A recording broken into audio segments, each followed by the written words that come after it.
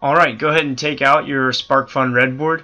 As you can see in the left of the screen, it's very similar to the Arduino Uno, which is the blue one. If you would, please handle the breadboard by its edges, because we don't want any static from your fingers to discharge and damage any of the hardware on the surface of the breadboard. So, I'm handling it by the edges, and go ahead and plug in your breadboard, the USB cable, and plug it into your computer. It's pre-programmed to flash a blue light that just lets you know that the Arduino is ready to be programmed.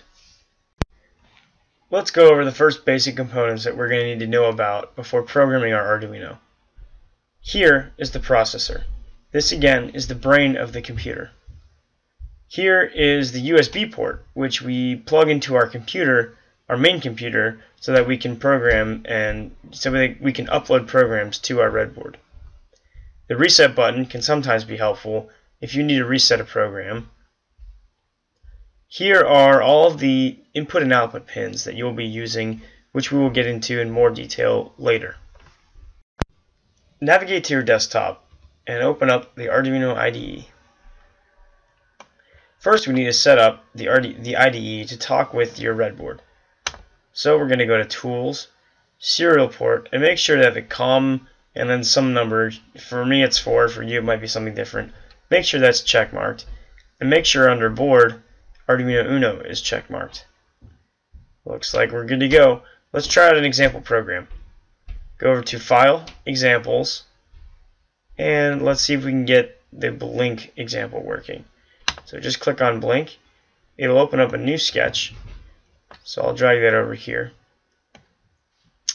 So as you can see, there's a program written for us. We're going to dissect it in a minute. First, let's try to compile this program. To compile it, there's the check mark in the upper left hand of your screen. Click that. You'll see a progress bar in the bottom right hand corner, and then it'll tell you it's done compiling. This message right here, and the sketch size is so many bytes. That's and there's a byte maximum, which is how much memory your processor can store, how large your program can be. So now that we've compiled it, we can click on Upload, and that will send the program. It will first compile it and then send the program over to our Arduino. You can see it says uploading, done uploading. Great. So our Arduino should be blinking. Excellent. You've just compiled and uploaded your very first program to the Arduino. Alright, once again, let's go back to the Arduino program and try to understand what's going on. Every Arduino program must have a setup and a loop function. You can see them here. We will get into these functions later and what a function means, but for now just know that every Arduino program must have these, and the code that's executed is between the parentheses that come after the function. So you can see here there's an open parentheses and a closing parentheses, and what's inside of those is what's executed by the setup function. Same thing for the loop.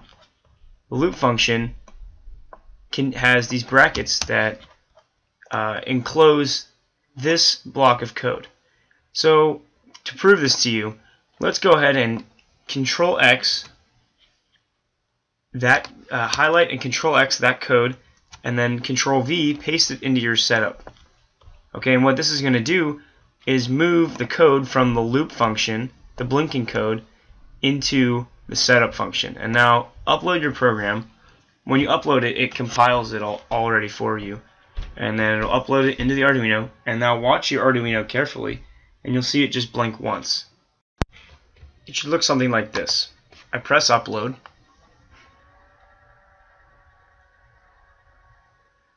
It's going to blink like this, and then see how your LED turns on and then off. So what just happened is the blink code only executed one time on your because your code was in the setup, which runs once. So what we just found out is that the setup function is going to run one time at the start of each program, or when the reset button is pressed on the Arduino. However, the loop function is going to run over and over again thousands of times per second, and it's not going to stop. unless either you shut the Arduino off or you reset the Arduino. Again, code can be written anywhere inside the IDE, but only the code that's written inside of a function is going to be executed by that function. So again, if we remove the code from the setup, which runs once, and paste the blink code into the loop again, it's going to run over and over again and continue to blink that LED.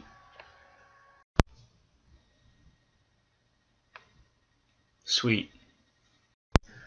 Some other things to note about this program.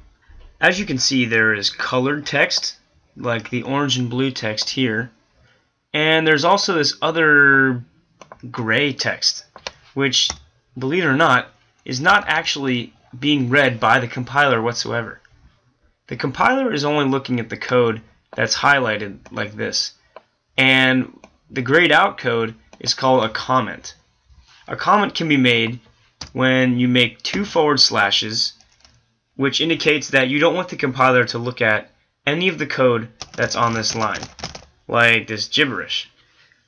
Or, if I make a forward slash and a star, then any code in between the forward slash and the star and another star and a forward slash to end the comment will not be read. See how all of this is grayed out? The compiler is not going to look at any of this code and try to turn it into instructions, but rather it's going to read this code and turn this into the actual program that your processor is going to read. The commenting can a lot of times be helpful when the programmer is trying to indicate some rule that he put in his code, or explain what's going on in his code, which you can see here is explained for us in this example code. The setup function runs once when you press reset or power the board. That's a comment from someone else who wrote this program to tell us what this function does. It's kind of nice to have to see what the programs mean, and you can communicate your programs a lot better if you use commenting. Another important thing when programming is something called white space. White space is the fact that I can make indentations, I can tab my code out without it changing the instructions that are sent to the compiler. This is important because it allows us to organize our code. Our code, for example, gets really messy if we start doing things like the following. Look at this. I still haven't changed the program. I'm just changing the space that's in between everything. And you'll see very quickly that this gets hard to read. Whoops, I did change the program there. So guess what? If I delete all this white space, the program is going to do the same thing that it did when there wasn't white space.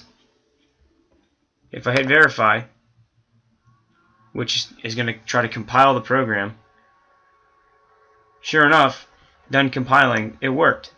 But can you read what's going on in this program? I can't really tell what's going on. That's why we use white space, to make it easier to read the program. Finally, I'd like to talk about errors. The compiler is, remember, it's reading this code and turning it into instructions that the computer, the processor on your Arduino can understand. So there has to be a general rule that translates the program that we're writing, which is some weird form of English you can see here, to ones and zeros that the computer can understand. And so what happens if we make some sort of command that the compiler can't understand? Like, what if I try to make this a delay in capital letters? See how the text doesn't light up? That means I didn't write any sort of command that the compiler can understand. So if I hit verify, see how delay it says it was not declared? It means the compiler doesn't understand what I'm writing. If it doesn't understand what I'm writing, it can't turn the instructions into something that the computer will understand. Anytime we get errors in a program, we need to do what's called debug the program. Debugging is basically trying to go in and fix the errors so that the compiler can finally compile and understand the program that we're trying to write. An easy way to debug an Arduino program is to look at the error message that it sends. So let me just make an error. I'm going to type gibberish again, like GGGGG, and try to verify this program. Obviously, that's not something that the compiler can understand because we didn't write it in the C++ language. It says GGG was not declared in this scope, and the important thing is that it tells us that see this 14 right here? That's telling us that at line 14 the error has occurred. And you can also see down in the bottom corner a 14 tells us what line we're on. See how this number is changing as I scroll up and down the program?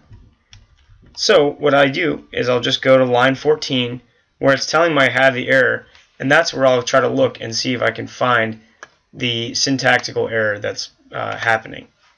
Another thing I can do is just simply comment that part of the code out and see if it compiles. Because remember, when I comment it, the compiler is going to skip over that line. Sure enough, it compiles properly.